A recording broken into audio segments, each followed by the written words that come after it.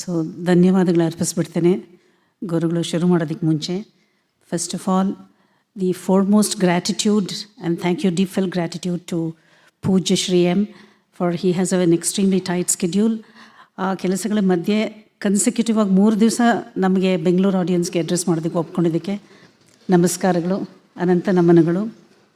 And Chowdaiah memorial hall, the organisers of making available the hall itself, the volunteers of Satsang Foundation who have worked for very many weeks for the success of this event, and most importantly to the audience. ಅವರಿಲ್ಲದೆ ಯಾವುದೇ ಈ ಥರ ಒಂದು ಯಾವುದೇ ಕಾರ್ಯಕ್ರಮ ಶೋಭಿಸೋದಿಲ್ಲ, ಅರ್ಥನೂ ಸಿಗೋದಿಲ್ಲ. Thank you so much for gathering here in large numbers. And we listen to Shri M now.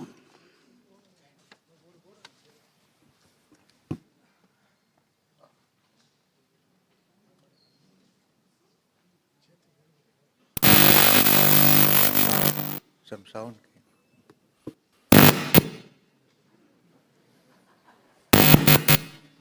Okay.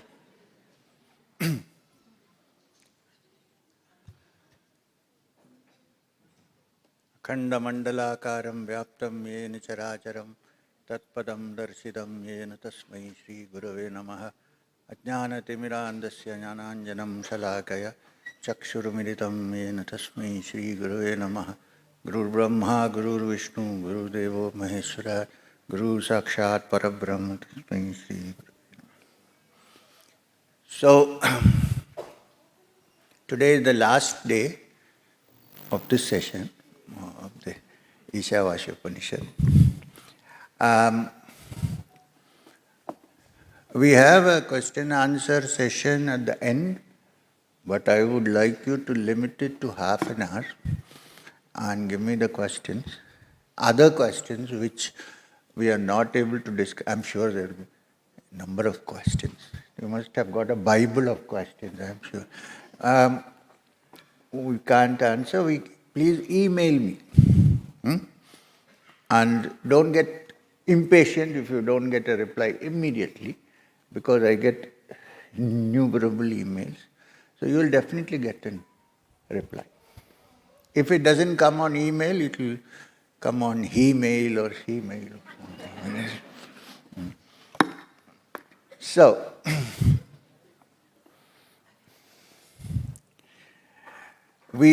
yesterday we did till the 14th sloka. And the 14th sloka says, Sambhutim cha vinasham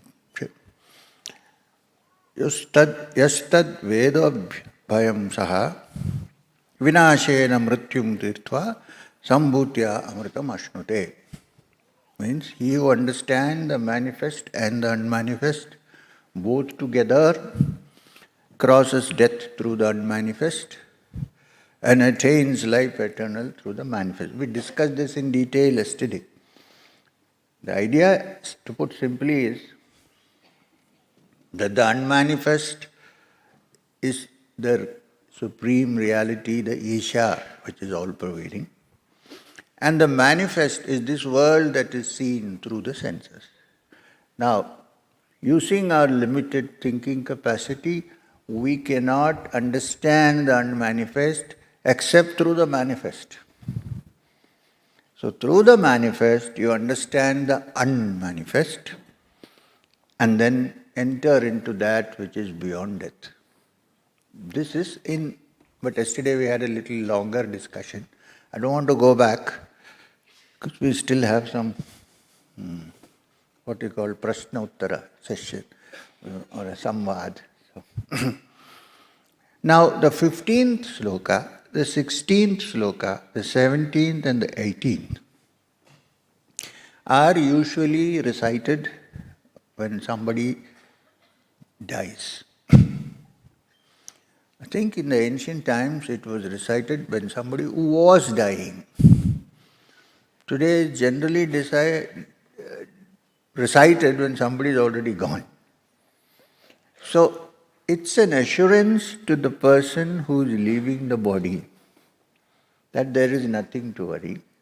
The body is going to be reduced to ashes. But remember all the deeds that you have done. Understand that the true essence is not burnt. But before that, the 15th sloka says, Hiranmayena patrena satyasyapi hitam mukham tattvam pushana apavruno satya dharma drishtave. Satya dharma drishtave.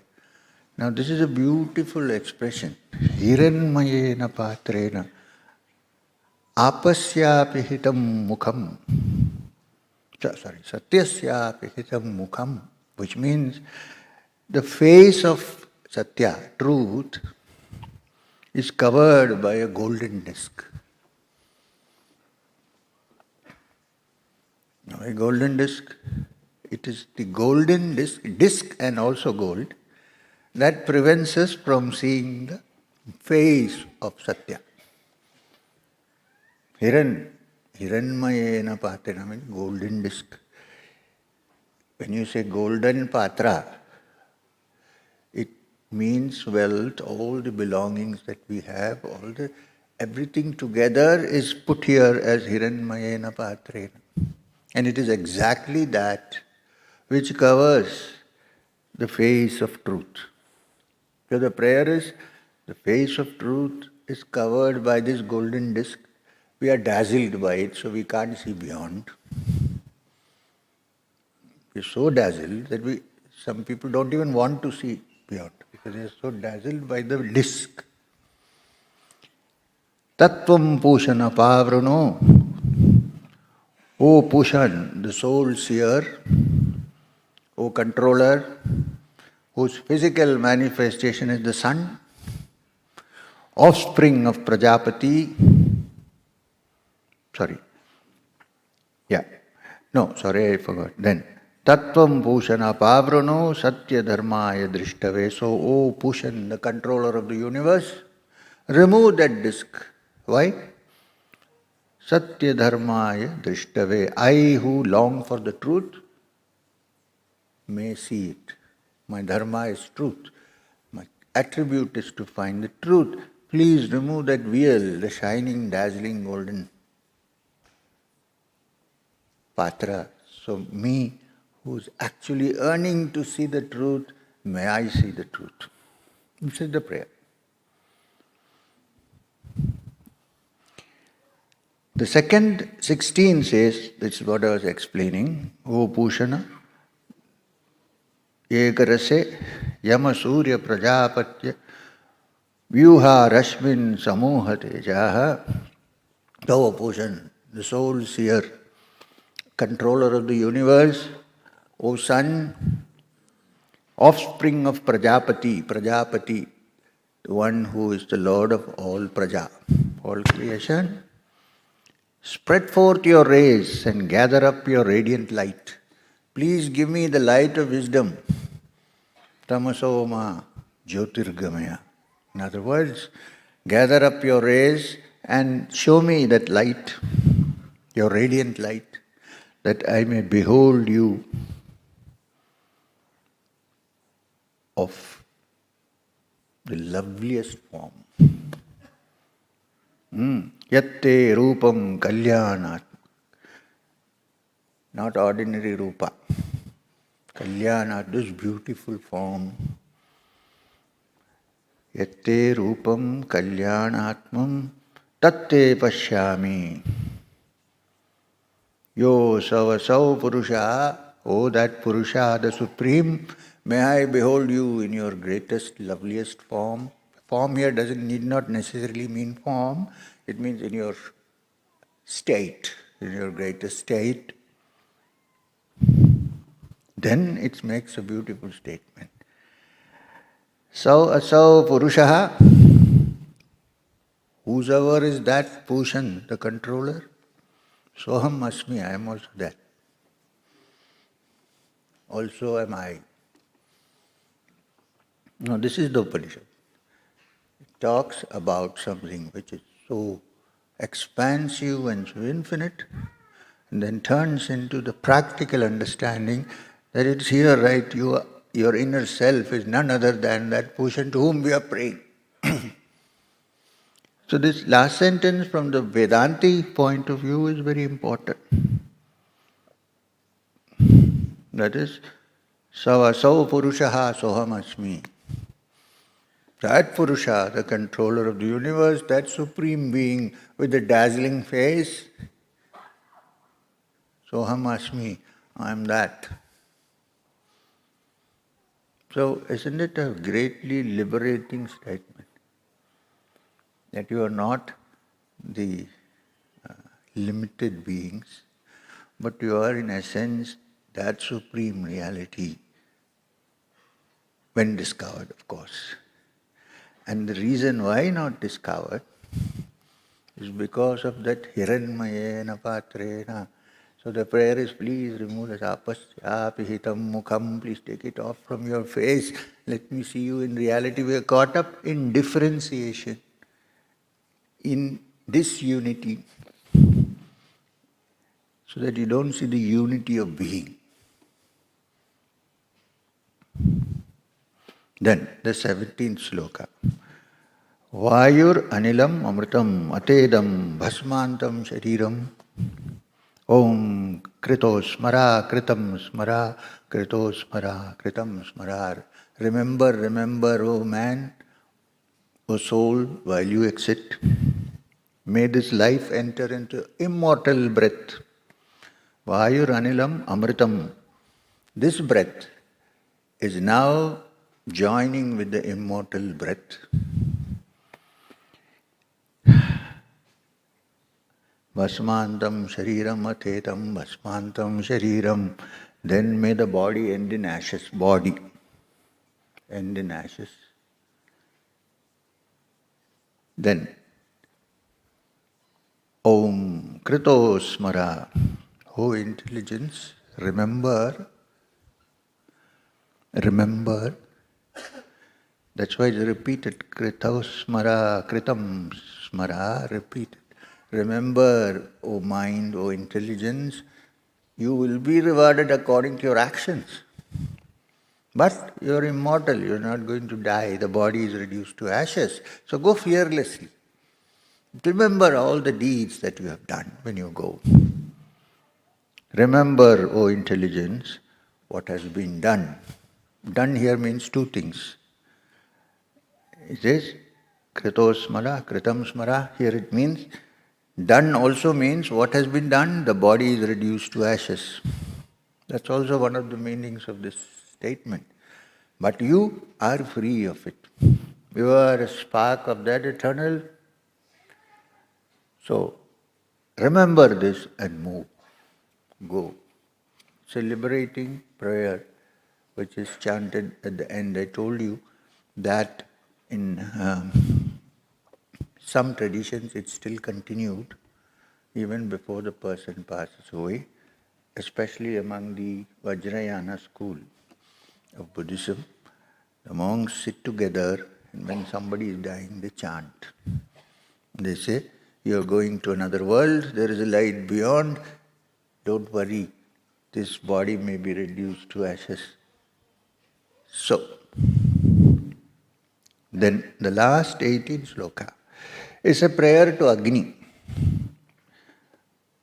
Every time I bring a pair of glasses, but I don't seem to be using it. So, Agni Naya supataraye asman vishvani devaha vayunani vidvan yuddhyasamat juhranam eno bhayishtam te nama uktim vidhema. O Agni, this is a prayer to Agni. Agni Naya Supataraye. O Agni, lead us along the auspicious path of prosperity. O God who knows our deeds, you know our deeds, take away from us deceitful sins. We might have sinned. Take away, burn it off. We shall offer many prayers to you. This is the last and the 18th sloka. Now, this is interesting. Agni. From ages, from Vedic ages down, Agni, fire, has been worshipped. There is a reason for that. Because Agni represents heat. Agni represents burning away the dross and leaving only the pure one behind. Agni is the fire that takes us to higher aspirations. We always say, I was fired by the zeal to do something. I never get watered by the zeal. Fired. So, and the Latin for Agni is igne. Ignite. Certain ignition switch, you can't even start your car.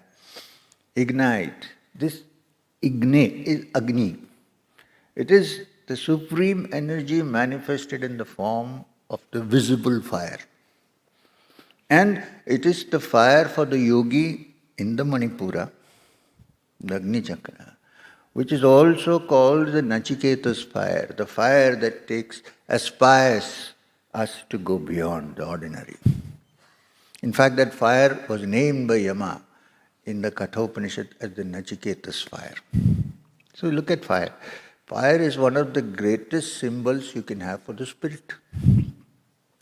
You can take a stick and light it and hold it as much down as you can, but it will always fire upwards. It will not go down. And one spark is enough to destroy everything. One spark. And it is heat, it is tapa. Tapa comes from heat, tapas. And it is that which takes us first the ordinary desires, worldly desires. We also are fired with desires, many desires. Then to the highest desire, which is the desire for the Supreme Being. It is this fire. And when the desire for the Supreme Being is lit, everything else is reduced to ashes. Nothing else remains. There's only one direction, there it goes. But it is not so easy. Even ordinary fire,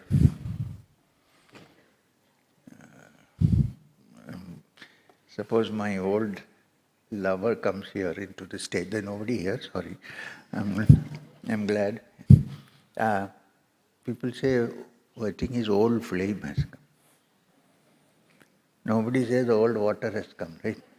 So flame is the symbol of desire, the symbol of burning. It's something that is lit from within.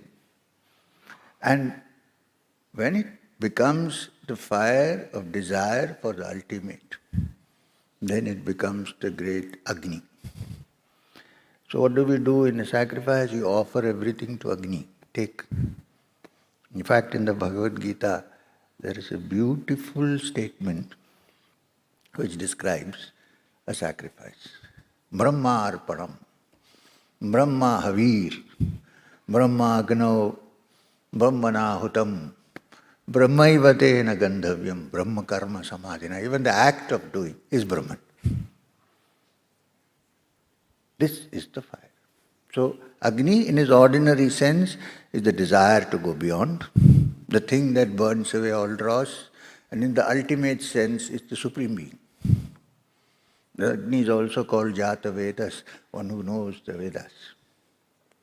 Which is why Agni was given so much respect. It could also be that those days it was not so easy to light a fire. Today, you have a matchbox.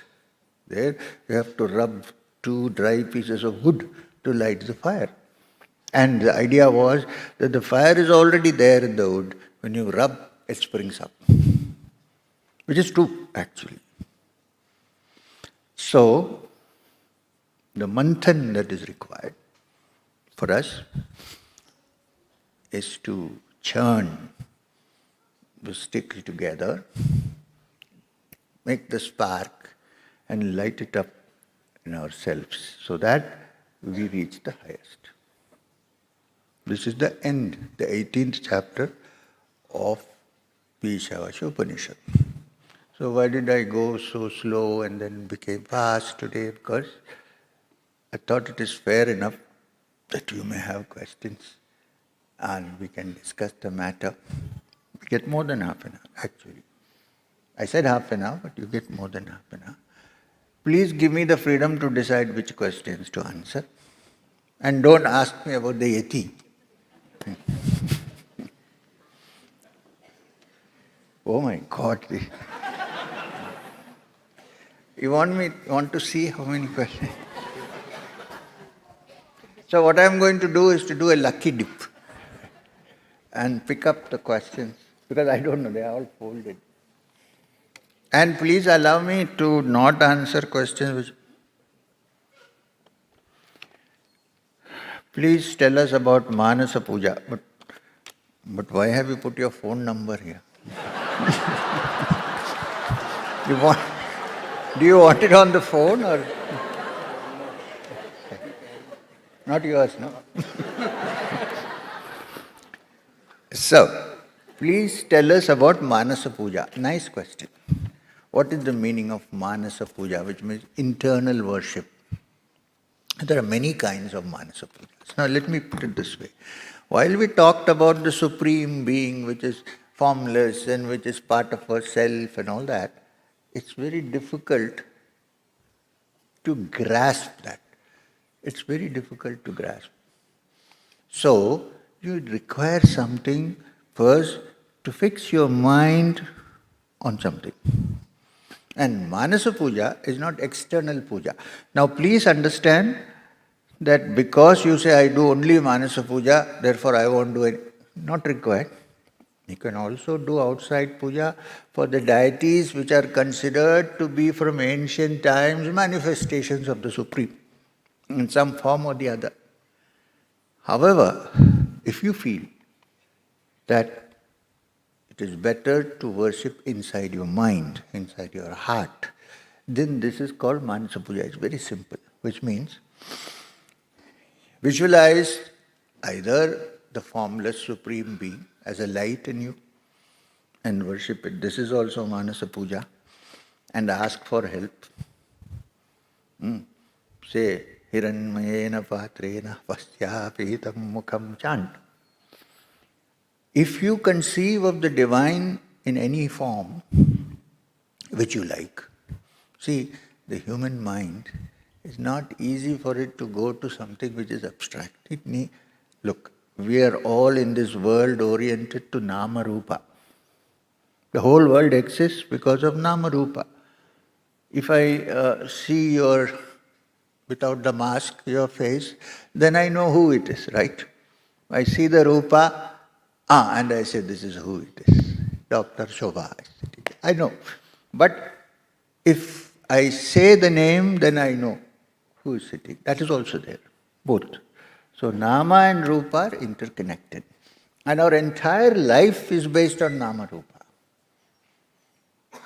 What do we do in the morning when we wake up? In the mirror on the wash basin, what do we do? Don't tell me we are not interested in Nama Rupa. We look at our own Rupa. First thing, how many more hair is grown grey in the eyebrows? Is it properly curved? Are there more wrinkles or less? So we are so attached to our Nama Rupa. This world is a world of Nama Rupa.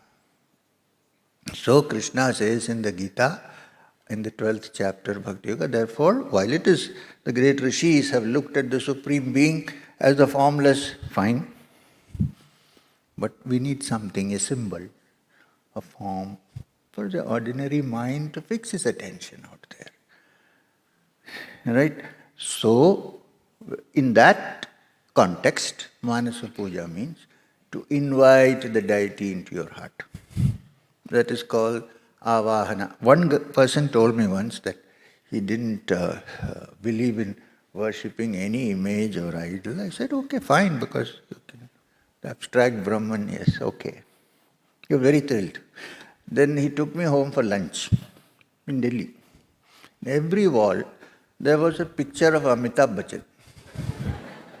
He said he didn't worship any images or idols. And I said, oh, you only matinee idols. He said, but I don't like, okay, but you have, right? So don't tell me you're not interested. Anyway, so Manasa Puja is what is called avahana. First, invite the deity in your heart. You know how Prana Pradishta is done in a temple? Before Prana Pradishta is done, the person who makes the image is sitting on it and chipping away. Right? And then when it is ready, it's put in water, washed, cleaned, and put there. Still, people don't worship. It's worshipped only after Prana Pradishta is done. How is Prana Pradishta done? Avahana is done in the heart first of that deity. And then it is passed on to the image, and then it has become the deity. If you don't want to do that, stop with the avahana, keep in your heart and do Manasa Puja. That's also good. No harm. In fact, people first do external puja and then slowly graduate into Manasa Puja.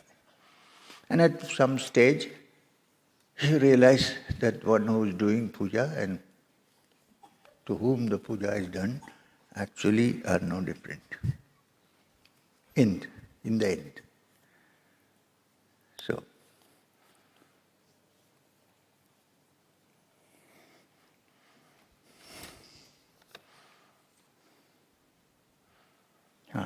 the book of the Upanishad that you're reading, what is that book and where can we find? Look, Upanishad is there it's an ancient text.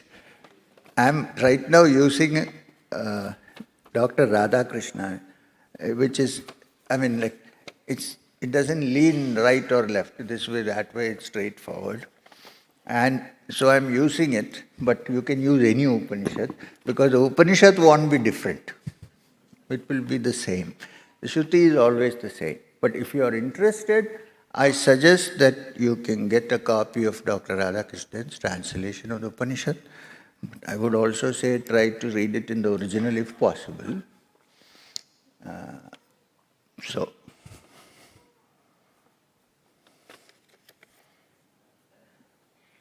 This Sindhya or Bindya, somebody there. Now here there seems to be something very big.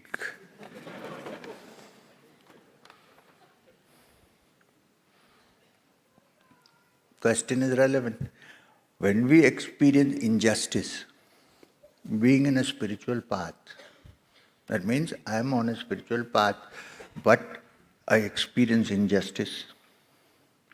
Understanding the principle of karma, should we forgive, let go, and move, or should we fight for our rights with our best efforts?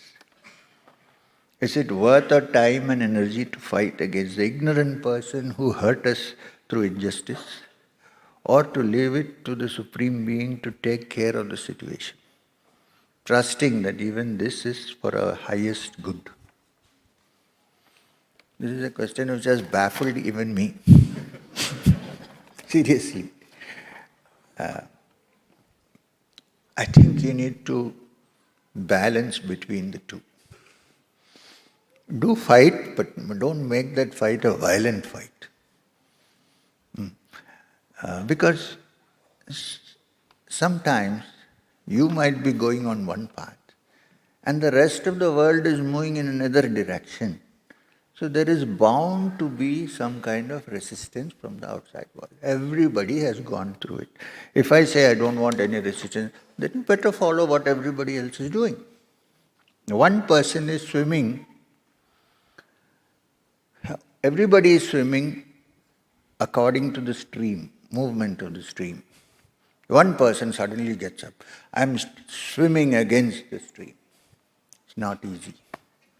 There will be resistance, there will be problems, especially when people think that maybe because this person is spiritually inclined, he might leave everything and run away, or something like that. There is bound to be resistance. So how do you do it? You have to balance. You can't get up in the morning and say, this guy is not allowing me to move spiritually, so I'll take the cricket bat and beat him to death. I mean, this is not the way. You cannot do that. And you can't put up a strange face and have breakfast.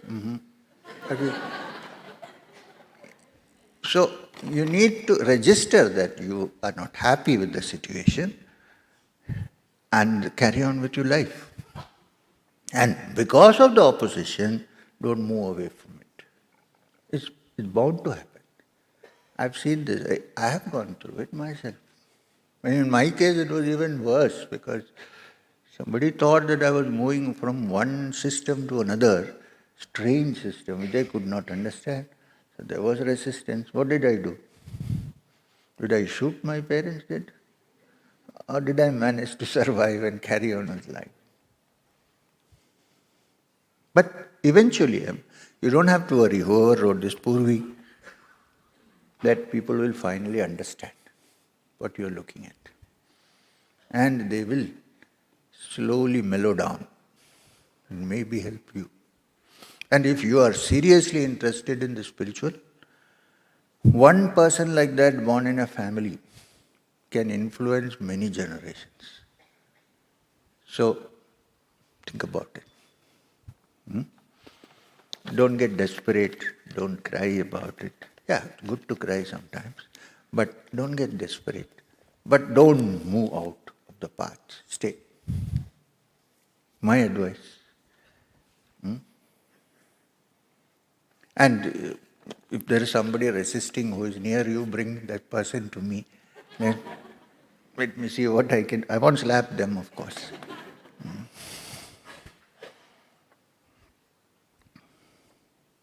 Yeah. Salutations. Despite listening to talks and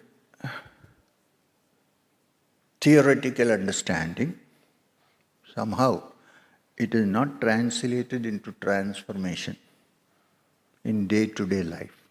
Where is the gap? Gap is, it's not a gap, actually a reality, which is, it's not enough if you hear something, you should also put it into practice. You can hear many things. Sometimes now I've given up, busy times, if you drive in Bengaluru, you wonder what's happened to human beings, really. Everybody is trying to come, somebody is coming. Then there's a footpath pavement for people to walk, motorbikes are going on it. I'm sure there are many here who go on it. So, first we have to rectify our actions. It is not enough if I say you should be kind to people. Please, the drivers are also human beings. Please be kind to them also. And no amount of restriction or forced discipline is going to help, we have to understand. Let's say what we call a Western materialistic country. That's what we say. United States, if there is a board that says stop, you don't need a policeman, everybody stops. How? How? And when we go there, we also behave like that. When we come, it's our own country, so chalo. If you do it in Dubai, you will be shut in the jail. But here, so these are attitudes which need to be practiced, not just read and heard. Anything that is heard and not digested is useless stuff. So when you hear something, that's why I call Shravana is hearing, manana is very important, then comes nididhyasa. So when you hear, think about it.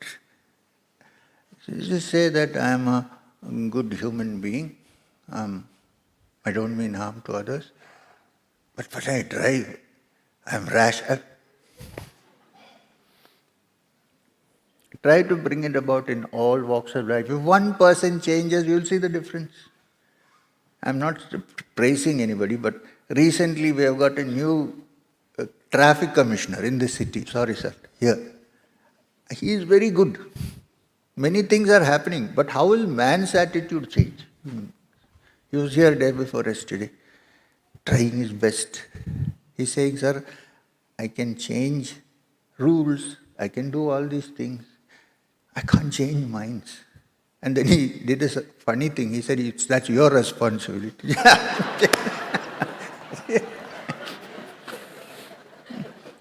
My God, I'm powerless. I don't know what I can. So anyway, so not just listen and understand theoretically, try to go into the depths and put it into practice. In daily life, you can't say I'm good when I'm meditating. In daily life.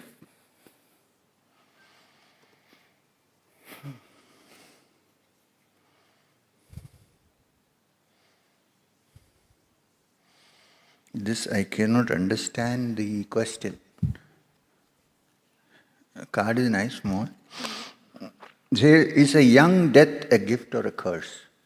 I don't get what you say. What is the meaning of young death? Somebody dies young. Is it a curse or a gift for who? For the person who died or for others? No, seriously. Both. The person who dies, there is no point in thinking if it's a gift or a curse, it's gone. If it is for others who have survived and the young person has died, if it causes, it's neither a gift nor a curse. It's a matter of natural evolution. Somebody has died. So you have to accept it that way. Don't think it's a curse. And don't think it's a gift. It cannot be a gift. Unless the person is so horrible that when he dies, you say, you can't. But I would say there is no such person on earth. There is no such horrible person on this earth. Everybody has a spark of the divine inside. In the throat, there is a jewel, money in the kanta. There's one money kanta sitting here. So, don't think otherwise. I think you should not consider this as a gift that somebody died. And don't think it as a curse attributed to the natural movement of evolution.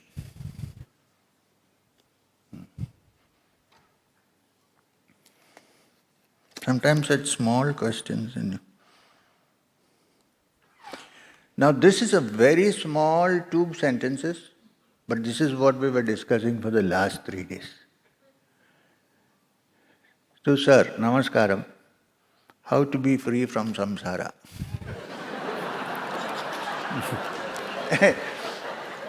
Sir, Rajan, this is what we have been discussing for the last 3 days. I can't put it in a nutshell. How to be free from samsara. If you are a Malayali, samsarika irunna. Because it means talk. So go through the Upanishads. Go through the Ishavasya. Go. If you don't want to read the Upanishad, read the Gita. Read the Bhagavad Gita and see what are the suggestions given to free yourself from samsara while still living in the samsara. You cannot run away from it. Wherever you go, it will come with you. You can't leave it here and go. So,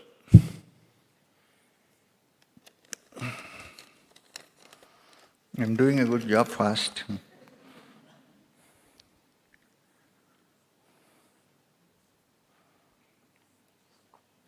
This I don't know. It's not so important.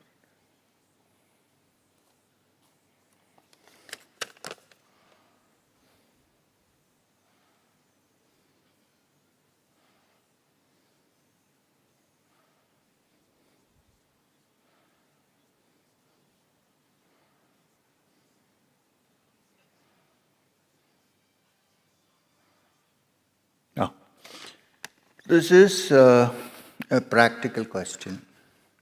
They say that smaranam is enough to progress in the spiritual path. Progress. But they also say that while doing namasmaranam, if the mind is not totally focused, it is not useful. So, now this is the question. While working, that is when I am cooking, etc., if I do namasmarana, will it have any effect? It's a genuine question.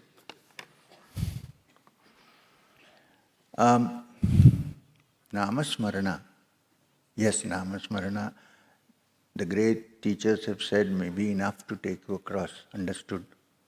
But the normal namasmarana that we do is just half-hearted namasmarana.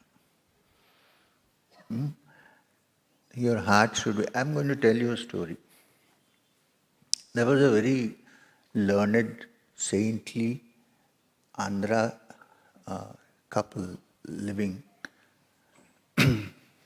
who the husband was so spiritually inclined and so interested only in the spiritual that while he loved his wife, there was no relationship between them physically. He loved her, she loved him. But he was all the time involved in the other things. One day the wife, intelligent wife, told him, listen, I know that you love me, but we have no relationship. He said, but you know my mind, I'm always there. But if you tell me, I will do whatever you ask me to do. She said, no, not in that half-hearted way. She said, I will give you a logical statement, which is, you are a saintly person. I think I am a good person at heart. If both these come together in a child, the child might turn out to be a wonderful saint. So what do you think? Nice way of catching him. But anyway, so she said, can you also initiate me into a mantra, to a namasmarana? Namasmarana. The husband said, I will give you the mantra. But we will come together in the physical act of producing a child when your namasmarana becomes complete ajapa japa, which means constantly going on, which means when you wake up in the morning, the first thing that will occur to you is the nama. When you go to sleep, the last thing that will occur to you is the nama. In your dream, you will still continue with the nama. When such a situation comes, tell me. For a whole year she tried. And then at the end of it she said, I think I have touched that now. When the last thing I go to sleep is the nama. The first thing when I wake up, it is the nama. In the dream, I constantly hear the nama going on. So I think now I have reached that stage. He said, okay. They had a child, they had a son. That son was the great Sadashiva Brahmendra. She was right. The great Sadashiva Brahmendra who wrote Pibore Ramarasa. The great Sadashiva Brahmendra was a naked yogi, an avadut, who walked around and taught Vedanta. In fact, the story is that he left and became the Vidwan, Asthana Vidwan in the Mysore palace.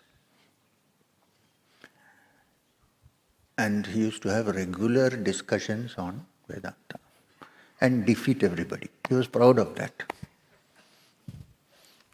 So one day when someone went visiting his guru, he asked him, how is this boy, my disciple, my student?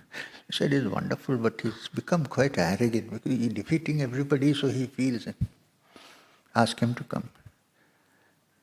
He went. He said, from today, don't speak.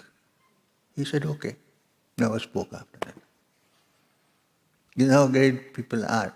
Here for 3 days I'm going on yap, yap, yap, yap. So, I was just giving you an example of Namasmarana. That is Namasmarana.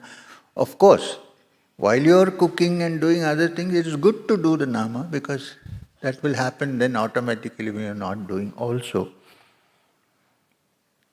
If you have fixed a Namasmarana in your mind or given a Nama while you are working, it's better to chant that than to chant something else. I'm cooking, the potato is not cooking, but kind of potato, better than that, keep chanting. That will improve the mind, purify the mind and take you towards the divine. But please remember, Namasmarana is not a joke, it's a very serious affair.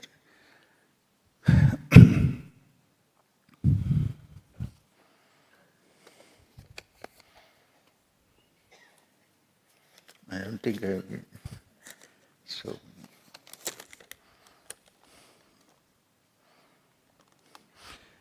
थोड़ा हिंदी में कुछ लिखे हैं, हम महाराष्ट्र से हैं.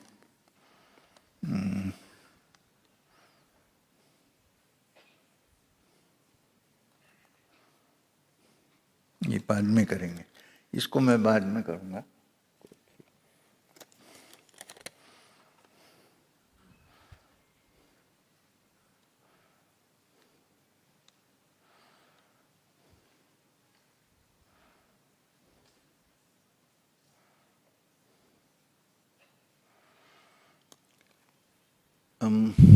It's a serious question. How to bring back a family member to normalcy who has lost mental balance seemingly? That is a good thing, good statement, seemingly. We have to check whether he has lost mental balance or anyway, due to spiritual practices. And if so, how to rectify, how to cope in such a situation. Please guide, that is one part of the question. I would say, please see if you are not unnecessarily blaming somebody and says that he has lost mental balance. Maybe he is living in a way which you cannot understand, he or she. So don't say he lost mental balance and all that. I'm not appreciating or encouraging somebody of losing mental, that's not what I am saying. Be careful when you use that word. Maybe the person is not. Maybe he is doing something which you cannot understand. One. So, coping with such, have a dialogue with such a person. Continue to have a dialogue. Don't shut that up. Don't refuse to talk. Even if the person behaves strangely, continue your dialogue. It's very important. Then only the person can understand what is going on. You should act as a psychiatrist, as a counselor, as a parent. All these have to be put together. Maybe he is behaving in a way which you don't understand. Okay. The second part of the question is, while doing Kriya, so this Shyamala has taken Kriya. I don't know from where, I'm not sure. While doing Kriya, is it more beneficial to do with inner chanting of the chakra sound, or imagine their colors, or silent Kriya? You can do either separately or together.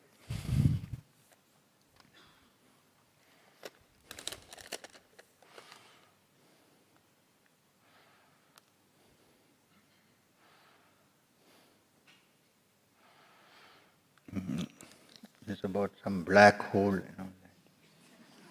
I have difficult to understand. Yeah. This is a really, truly Vedantic, serious question.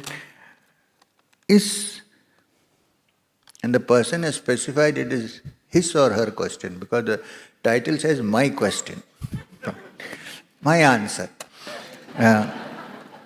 Is the death state same as a dream sleep that you experience every day? Nice question.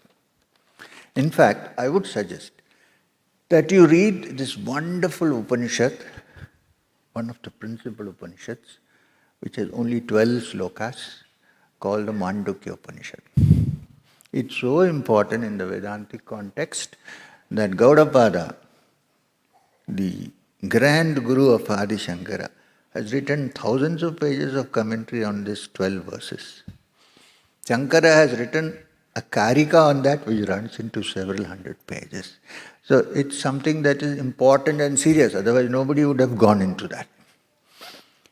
Now, is death the same? Now, first let's look at, at the dream, deep sleep and waking state. Subject is death state, same as dreaming. Now we are in Jagrata, which means waking. Are we? Anybody sleeping? Okay. Hopefully in Jagrat, waking state. And when we go home after dinner, we will go to sleep state, Shushupti. But there is one state which is a very interesting state. It is the dream state, Swapna. Swapna is also in the Upanishad called Tejasa, because it is lit by itself, without any light. The eyes are closed. Now this dream state, Swapna Avastha, is worth looking at carefully. Because while you are in that state, you will not believe if anybody says that you are dreaming. Even when you wake up, it's so real. It takes some time to think that it was a dream. If suppose an elephant is chasing you in the dream, and you're running, your heart is beating, BP is going up, you're sweating, you wake up. You're still looking if the elephant is coming behind you. It's so real. And your sweating is still not totally stopped. Your heartbeat is high. Why? Because it was very real. Right? So, Janaka, the king of Videha, asked this question to his teacher Yajnavalkya. I dreamt that I was a beggar just now. And then when I woke up, I find that I am in my luxurious palace sleeping on the bed. So really what am I? Am I a beggar or am I a... What if my dream had continued for long? I would have been hungry, begging, no clothes, hunger, beggar. Now I say no. So the Rishi said, while in your dream, you will not believe it's a dream, it's a reality. Now you think you are in another reality. Who knows if this is a dream? You won't believe it, of course. Maybe one day you will stretch your hands and wake up. What a long dream. Maybe. But the dreamer is there always. The dreams may change, but the dreamer who sees the dreams, who recognizes, is still there in excess, and that is the only reality. Other things are relative, they keep changing. In the dream, the waking state is unreal. In the waking state, the dream state is unreal. And in Shushupti, deep sleep, nothing is there. You neither recognize anything outside, nor do you recognize anything inside. Everything is finished. But somebody is enjoying it inside. You will wake up from deep sleep and you say, that was blissful. You know how blissful deep sleep is? Even though you're not aware of it. How many times have you put off the alarm and gone back to sleep? Why? Because it's so blissful. Who wants to get up? Right? And the maximum, I think, medicines which are sold in drugstores are for sleeplessness. People can't sleep because it is so enjoyable, because there is nothing at that point. So to this question, I would say that just like you move from dream to waking to deep sleep and back again, and as they are relatively real but not absolutely real, in the same way death is also a transformation from one state to another, which in this state you think is death. But in that state, you might think it is life. And we have been taught that one can, with full consciousness, exit from the body. So it cannot be an illusion that you're going into. When Sri Ramakrishna Paramahamsa passed away, it's a custom in Bengal in those days that on the third day, the wife will break her bangles, remove the sindoor, and become a widow. So the day was approaching. On the second day, she had a vivid dream. And Ramakrishna came to her and said, "Don't be silly. I've just walked from one room to another. Why are you breaking your bangles tomorrow?" She didn't. You see all pictures, she still has the sindoor, because she got the real message that I've just moved from one room to another. I have not died. So therefore, death is a state, not the same, but similar. Not the same. Because in most cases it is not in our hands to wake up from death, while in sleep we can. That difference is there.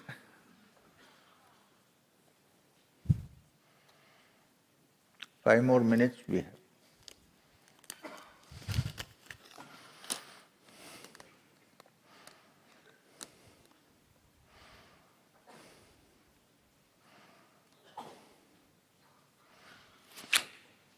I hope you listened to what we discussed yesterday clearly.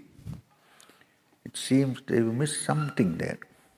The question is, in this world where information is freely available,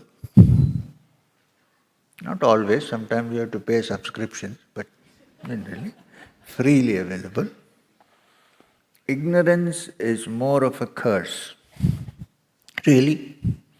But having the Upanishad say that even knowledge leads to darkness, where do we draw the line? Now, I hope you listen to what I was trying to say. When the Upanishad says that knowledge leads to darkness, as ignorance leads to darkness, it also says ignorance leads to darkness. But if you think you have knowledge and you have entered light, no, you haven't. That's what it says. So it's talking about an absolute and not about a relative thing. One. Second, the Upanishad admits that you require knowledge to free yourself from the understanding that knowledge is unlimited. What is unlimited is beyond the ordinary scope of knowledge. The Upanishad admits that you need to have knowledge to make sure that your ignorance is gone. But after your ignorance is removed, that knowledge and ignorance both have to be thrown away. This is what the Upanishad says. It's not that it doesn't also say that you shouldn't get information. Look, if that is so, why would we read the Upanishad? Well, we are reading the Upanishad. The Upanishad says all this is nonsense, but we are reading the Upanishad. And without reading that, how will we understand? So it's not against knowledge, but against limited knowledge, which is limited to the 5 senses and the manufactured blueprint that the mind creates out of it. That is what the Upanishad is, not about knowledge per se. People with knowledge are always worshipped. In fact, the Upanishad, Sato Ma, Sadgamaya, take me from the unreal to the real. So it's talking about that.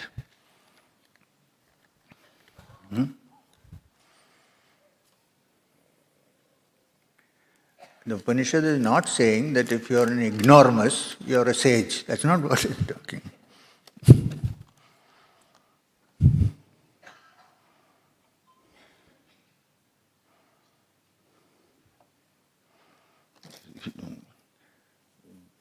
Some questions are repeated so many times.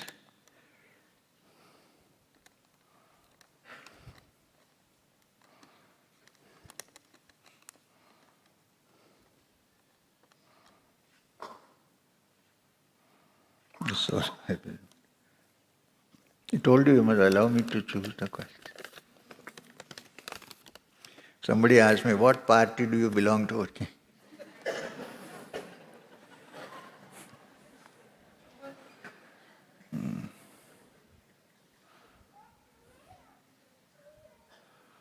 What is the purpose of taking birth?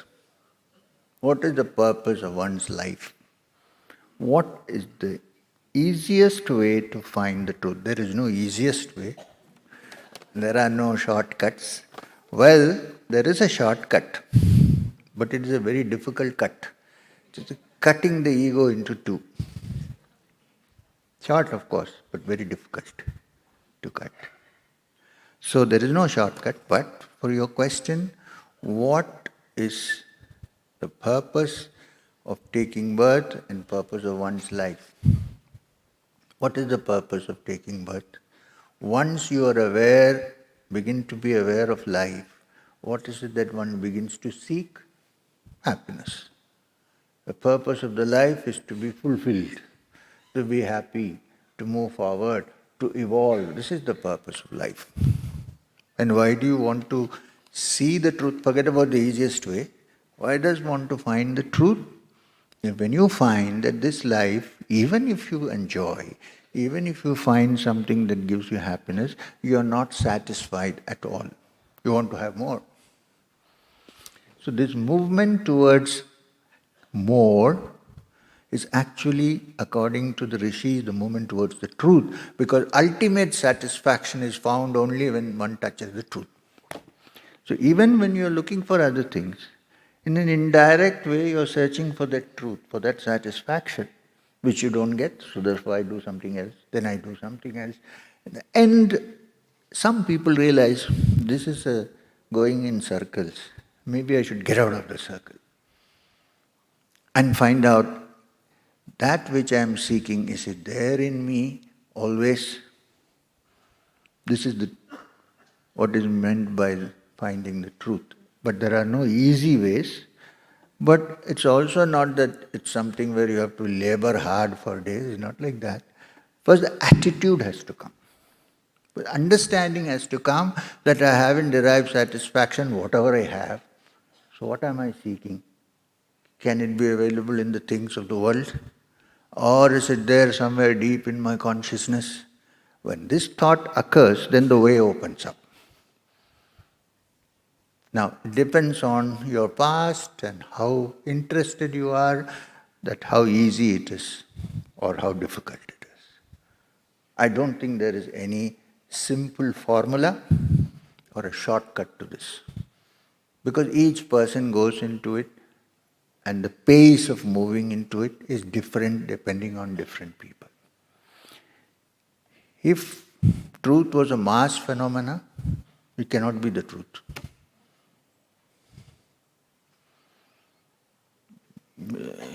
You can imagine that you have the truth, but it cannot.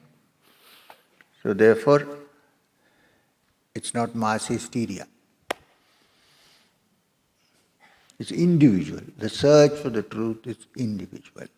And each person's search may differ, because we have innumerable kinds of minds that live in this world. I would say also our past births, but many people don't believe in past births. Unfortunately, I can't put it in a test tube and give it to you, so I can't prove it. But I know it because I know it well. So therefore, the path may be difficult or easy depending upon all that you have accrued and acquired in the past.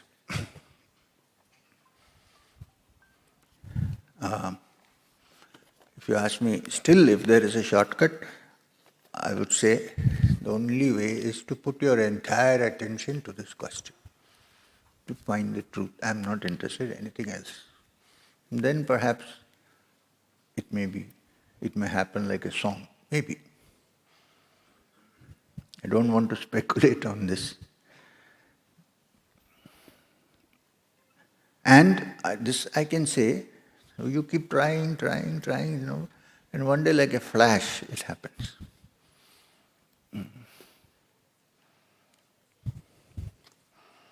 Now we need to close. can you put all this in one cover so that in 2 months I can see you?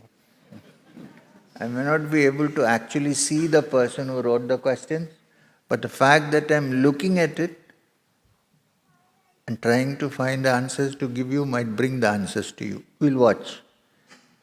The proof of the pudding is in the eating it. Sorry, bonda is in the eating it.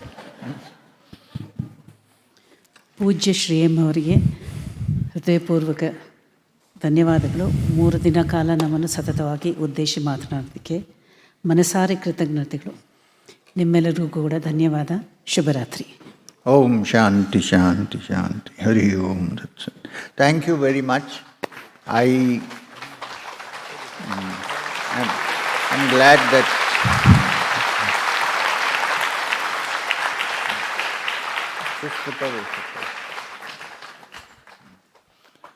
So, thank you again. Dhanyavadalu. And we'll meet again sometime. And this is a beautiful place actually to have a spiritual discourse. Thank you. Go home and discover the truth.